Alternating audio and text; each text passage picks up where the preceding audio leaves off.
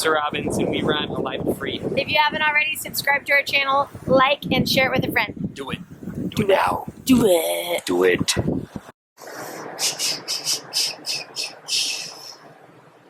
I don't like doing intros to videos. Not at all. What is up, you guys? This is Sammy Robbins with Alive and Free Consulting. Hey, how's it going?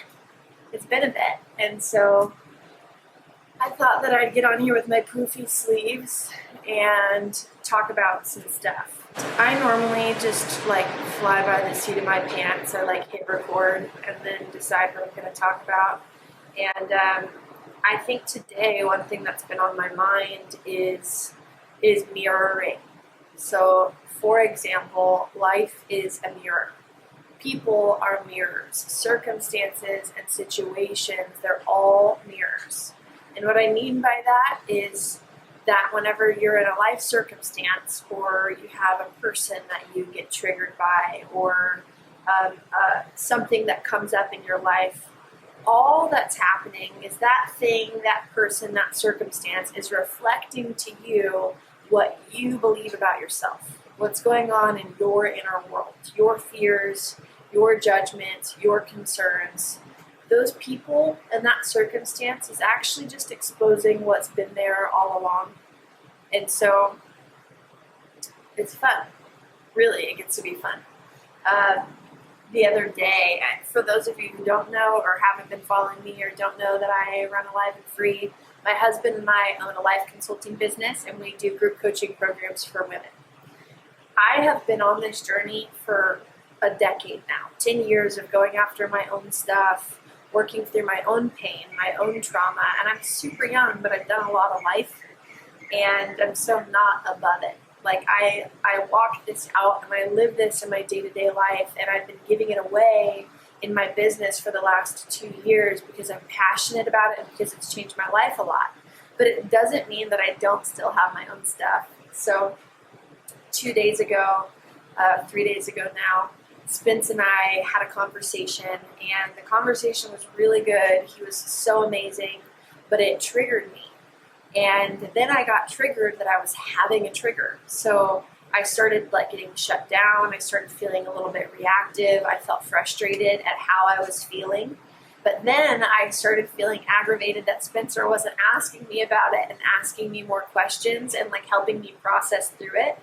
And so I initially got triggered, but then I got triggered because I didn't feel pursued in it. I didn't feel like he was initiating conversation with me about it. I was super stuck in my head and I couldn't get out of it, and that felt really powerless to me. And I even tried talking about it, but it was really late at night, and so I ended up just getting super pissy and just being I'm gonna sleep on the couch because I felt so powerless being around him. I just didn't know what else to do other than remove myself from the situation. I've never slept on the couch before, mind you. And I went to sleep that night and I woke up the next morning feeling the same way. I was still frustrated. I still felt powerless. I still felt triggered that I felt like he wasn't initiating reconciling with me or checking in on me. And which this is not how I normally live and do life. I normally am a lot more powerful. And we ended up a few hours later reconnecting again, but this was after I accused him of being passive, telling him that I didn't want a passive husband, telling him that I was angry and upset that he didn't initiate conversation with me, and that the initial pain that came up wasn't even the problem. It was the fact that he hadn't stepped up to the plate. And to me, he felt like the villain. And that's what happens in moments in life is we want to look at a person or a situation and a circumstance and we want to vilify that thing or that person when really that situation just exposed something in me that's been there all along.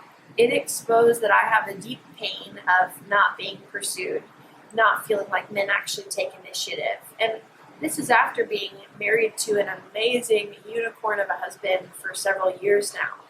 He has loved me and pursued me and initiated things with me. He has been such an incredible husband in so many ways. And it still exposed this thing in me, this belief that I still have, this pain that I'm still harboring. And the gift of relationship, the gift of triggers, the gift of life circumstances not playing out the way that you want them to, is that it will actually lead you to more healing and more freedom if you let it. If you let life expose and refine these things in you. The gift of it is that I wouldn't know that I still had pain there had I not been triggered.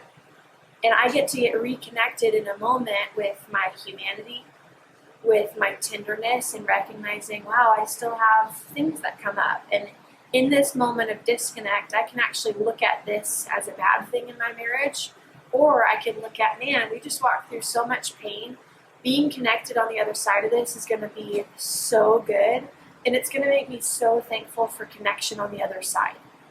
There's something about going through hard times that helps you experience more joy and more life on the other side of it. And so, in this situation, after reconnecting, after talking and processing through it, I got to experience a depth of intimacy with Spencer that I haven't experienced in months.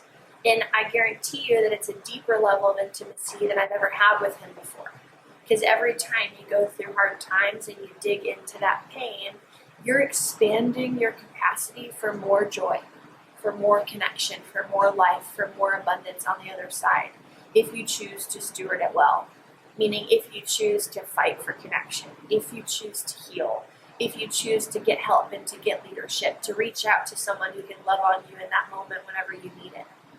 And so today I just want to invite you, whatever life circumstance or person in your world that's causing you pain or is exposing things inside of you, as I like to say. And like disclaimer, there are people in your life that might be hurting you and causing you pain, and maybe you're not the problem. If you're in an abusive relationship, this has nothing to do with you. This is if you are in a healthy relationship and this other person is fighting for you. In abusive situations, my advice does not count. But if you are in a relationship and things are getting exposed in you right now, this gets to be an opportunity to let that person in this circumstance mirror back to you what's actually going on inside of me. Did you lose your job? Well, it's not just a financial thing where you have a lot of fear. There's probably a deep-rooted belief that you believe you won't be taken care of, or that you believe that God won't provide for you, or that you believe that your needs won't get met. There is really, really powerful work whenever we're actually willing to look in the mirror that we can do to get really deep healing and to have God come into those moments and love on us and build trust with us and speak into these areas that our hearts really need it the most. So I encourage you to let life, let circumstances, let the people in you, in your world, be a mirror to you so that you can find more healing, more freedom, more love, more connection, more wholeness, whatever it is. I hope this is helpful to you, and enjoy.